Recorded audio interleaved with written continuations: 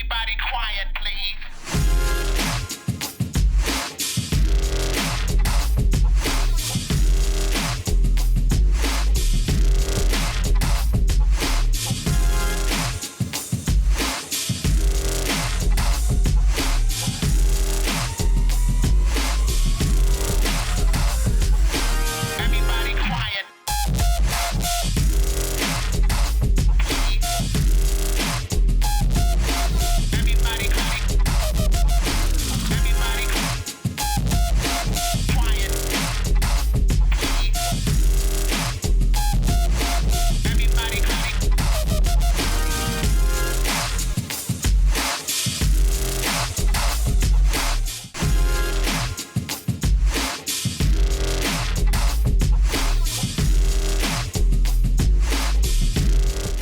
We're going to be catching up with Sammy McCarthy to talk about his boxing career. He was the featherweight champ between 54 and 55. Also, we're going to be asking about his days when he was banged up. Everybody quiet. Me with Sammy McCarthy, former British featherweight champion between 1954 to 55. He was born in 1931, November or September? November the 5th, 1931. I was born in the 6th 11th. Yeah. I was November. Oh, yes. So 2 Novembers. Yeah. Okay, so Sam, tell us, you was brought up with 10 children in your family? Yes, I had 9 other brothers and sisters, yes. We talked earlier on about your mum being in the picture there. Can you tell us about the past?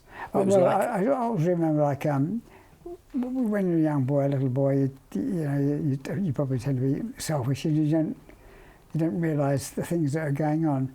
Dad was always a governor, a good father he was, but he was strict, my father. Like, always a little bit frightened of him. He never hit us, but we were always frightened. Just his appearance was... How many sisters did you have? 6. Six and 4 boys. 4 boys. 4 boys, yeah. And one boy's left there. Charlie's still alive, is he? Yes, Just Charlie, is it? He still lives with my oldest sister now in Hornchurch. Oh, lovely. Yeah, he looks after her now. Sam, tell me about your amateur career, fighting out of St George's in Stepney. Well, my brother used to box before me, my brother Freddie.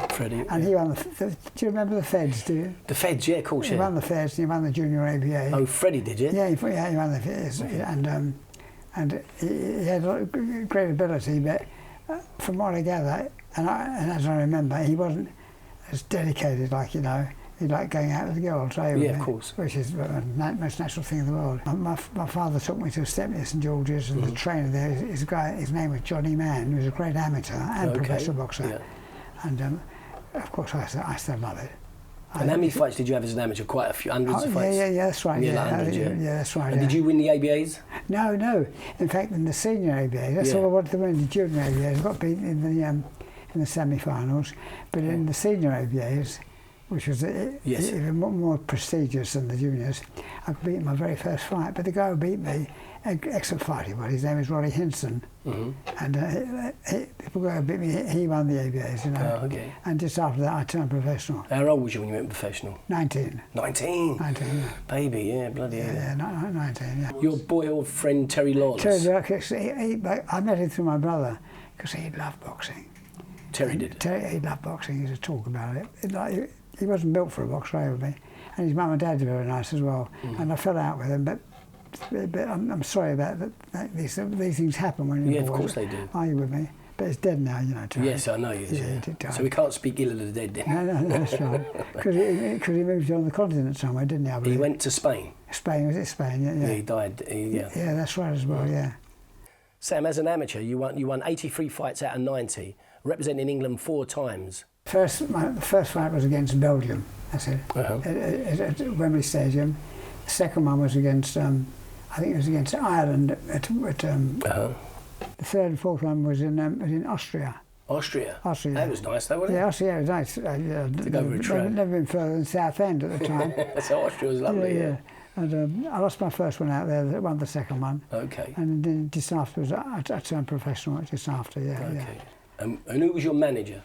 My manager, his name was Jack King, but my real manager, his name was Jarvis Astaire. Oh, Jarvis, yeah. Jarvis come out of Wapping Street, didn't he? No.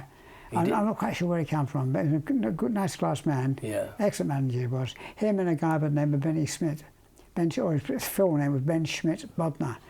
He was a Jewish guy, German Jew, and he used to have used to make ladies' clothes.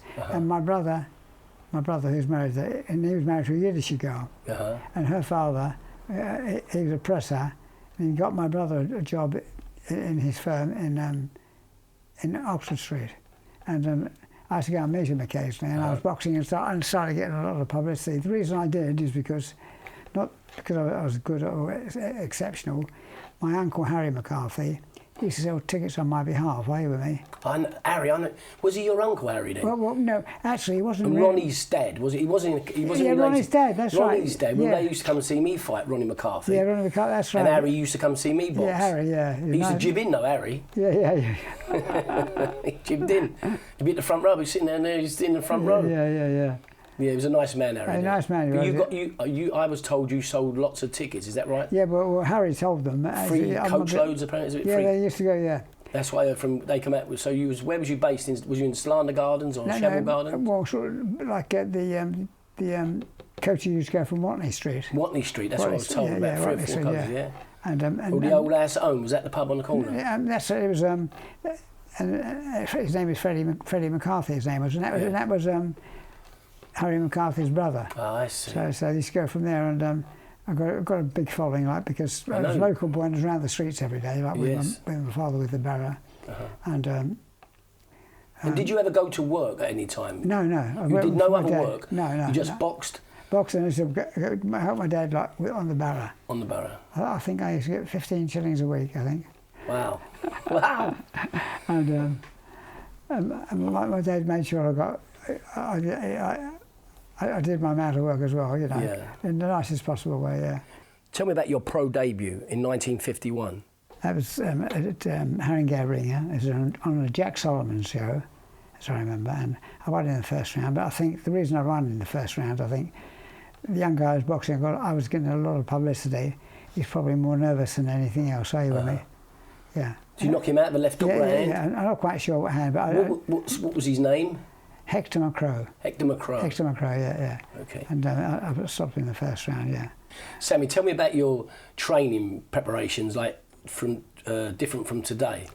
Well, I'm not sure whether it has differed. I'm not too sure, but I realise now, I think I possibly trained too hard. Yeah. Left part of fighting in the gym. But we was talking earlier on about making the weight, because you never had the petrol in your body, did you? No, that's right as well, yeah. So you're lucky to be alive. A lot of them got killed. Get in the brain, they got brain damage. Yeah, for sure, and that's because they wasn't hydrated.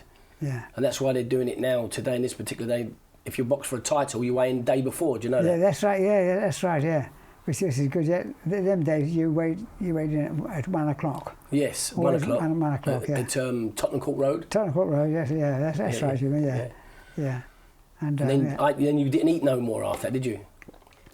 Yeah, after the weigh-in I used to go and have a lunch, yeah. No, that's good. At home, but nothing heavy, are you with me? Yeah. But I'd never had any tea, just, you know. No liquid at all? No, hardly any. Not drink out the bottle in the corner, even that? No. Spit it out, right? Yeah. In December 1952, you was voted the best boxer, Young Boxer Award. Yeah. How did that feel, Sam? Oh, that was great, yeah, because it was a big thing at that time, are you with me? How many fights you had before you got that award? I'm not quite sure. You're not too sure, maybe 12, 13, 14? Yeah, 12, 13, 14, maybe more even. I'm not quite sure, yeah. But it was a big thing at the time, like, you know, yeah. Sam, at the beginning of your pro career, you was unbeaten in 28 fights. What did that feel like? I felt pretty good, like, you know, yeah. Was you the champion then, the featherweight champion? No. But I think then I had beaten the champion. But I think in those days, I'm not quite sure how old I was then, but you had to be over 21 to box the champion, because you couldn't box 15, as I remember, you couldn't box 15 rounds until you were 21. Oh, I see. Yeah. So a lot of boys I can remember back, they said, my old trainer was Johnny Buckley. Do you remember Johnny Buckley? Yeah. He was a great old trainer. Yeah, that's right, He said he was a professional when he was 14. 14, yes, yeah. Sam, you had 20 unbeaten fights, including wins over Ronnie Clayton, Jackie Turpin and Freddie King. After 28 fights, you lost three fights continuously. And one of them was for the European featherweight title. That's right, yeah. And who was the guy called? Gene Sneyers. And where did Gene Sneyers go He came from Belgium. Belgium, okay. Did he box for the world title? No, but funny, I think at different times, I think. Yeah. At different times, he was flyweight champion, bantamweight champion and featherweight champion of Europe. So he was a good fighter? Good fighter, was he? Yeah. In fact, I boxed him again and lost some points to him. You did? Yeah. Where was that, for the title again? Or? No, just 10 rounds, but it was a very close fight. And the other guy who beat me in between that was another good fight. His name was Ray Famechon.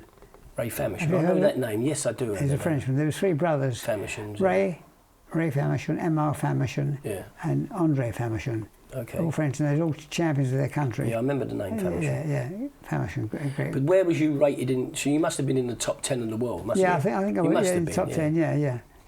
And did you ever feel like you would like to have won the world title? Oh, I'd love to have won it, but as I say, I always had a great respect for all the fighters, but especially the Americans, because they were something special. Yes. You fought and beat Ronnie Clayton in June 1954 for the British Featherweight title at White City. White City. Well, tell us after them few losses, what was that like? Oh, that was exciting because it was a big arena, like, you know. But you must have felt over the moon. Oh, yeah, for sure, yeah. Was that a 15-round fight? A 15-round contest. And you won it on points? No, I think Ronnie Clayton was excellent. I know Ronnie Clayton, the name Ronnie Clayton. Because he won 2 Ronto belts outright. Yeah. But he passed his best as well. Yeah. But I outpointed him, No, he retired, I think, after that. I'm not quite 11 sure. 11th round, 12th round? Yeah, something like that, yeah. Nice man he is, yeah. Sammy, October 1953, you suffered your first defeat on points at the Royal Albert Hall. And my second one, and my third one, all after each other. So how did you feel when you started to lose? Did that dent you, or did you just come back again? No, it does. It dents you a bit, doesn't it? Yeah, for sure, yeah. Yeah. But I come back, yeah. So then you lost 3 fights, then you started to win again, yeah? Yeah, that's it, yeah. 3 good fighters. I'm not quite sure. Didn't you box for the? I thought you boxed for the lightweight championship of England. Did you box for the lightweight title? I did, yeah, but yeah. Was that Joe Lucy you boxed? Joe Lucy, Joe beat me, yeah. They called him the backpedaler, is that right? Yeah, he was always so fast. I didn't like southpaws anyway. Yes. But Joe was a good southpaw. But he never got as much publicity as I. I think the reason being is because he didn't sell as many tickets. Yes. And that's how you judge within the reason. You sell a lot of tickets, they want you, yeah.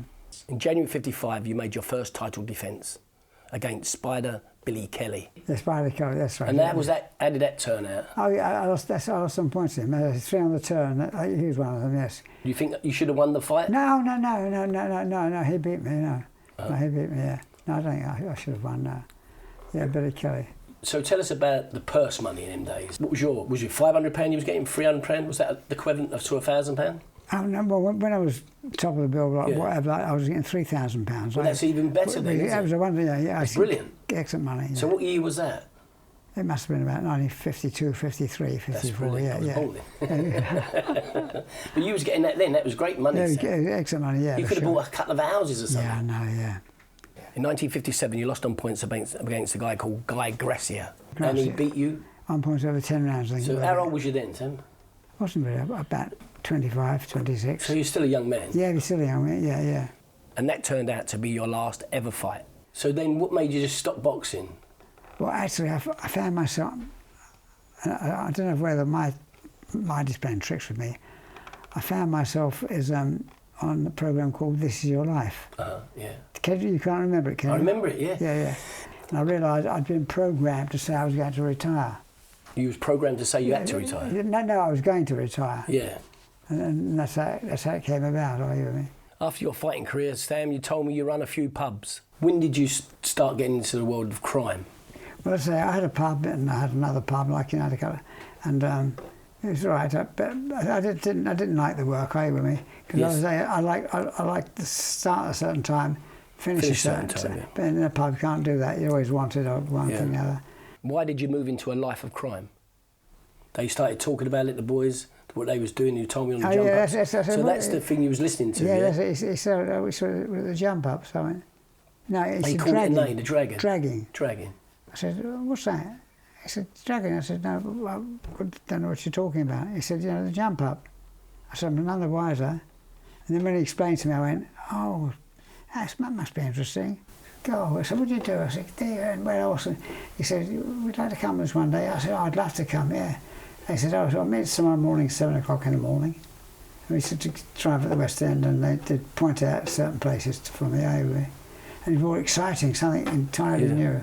But I love that as well. You used to go to the West End by car. Yeah.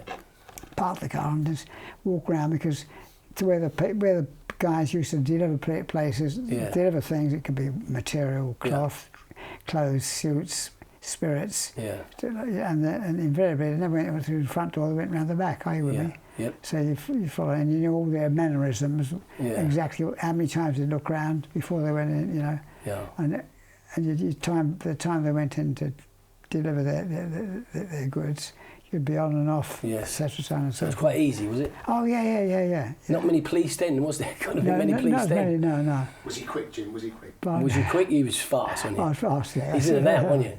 Then I would get out by myself. I realised I was driving the car there, stolen car wherever it was going, doing the jump up and driving it back again. Yeah.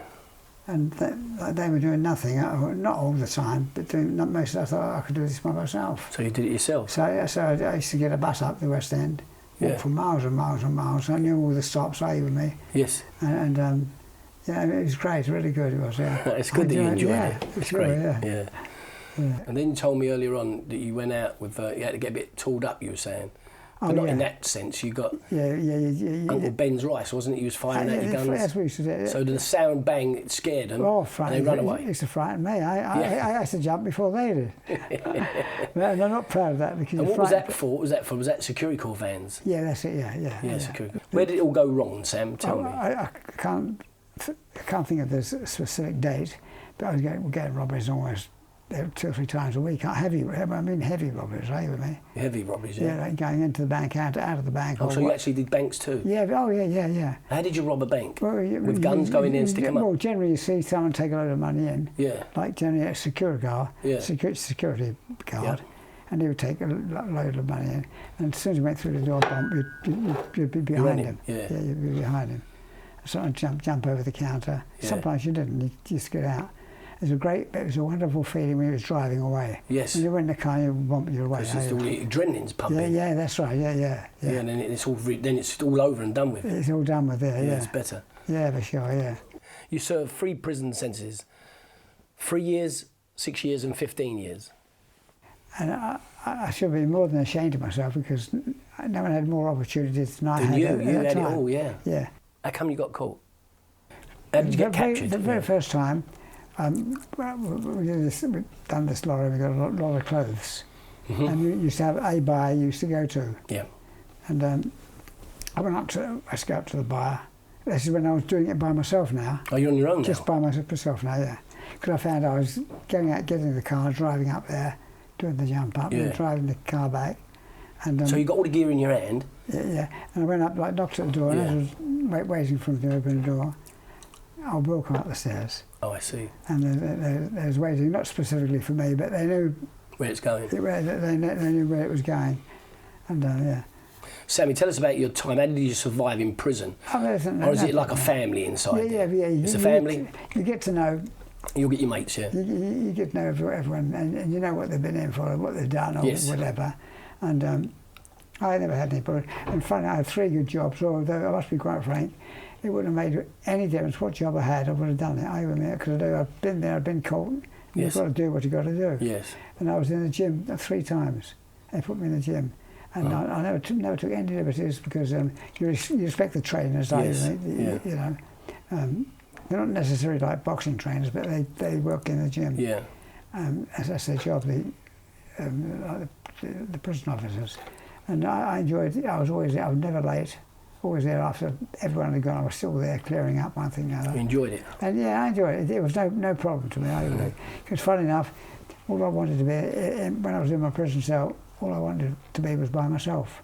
Yes. Because I'm quite happy with my own company. Your own space. Albany on the Isle of Wight, yeah. On the Isle of Wight. Sammy, was that a tough prison? Oh yeah, because you get all the heavy mob there, are you with me? Yeah. But I got on with them. Because they liked you, because they respected you being a boxer? Yeah, the boxer, that's right as well, yeah. Because they did have a bit of respect between one another, didn't they? Yeah, for of course boxing, they did. Especially the old gangsters, they love boxers, didn't they? Yeah, for sure, yeah. That's always at the fights. Yeah.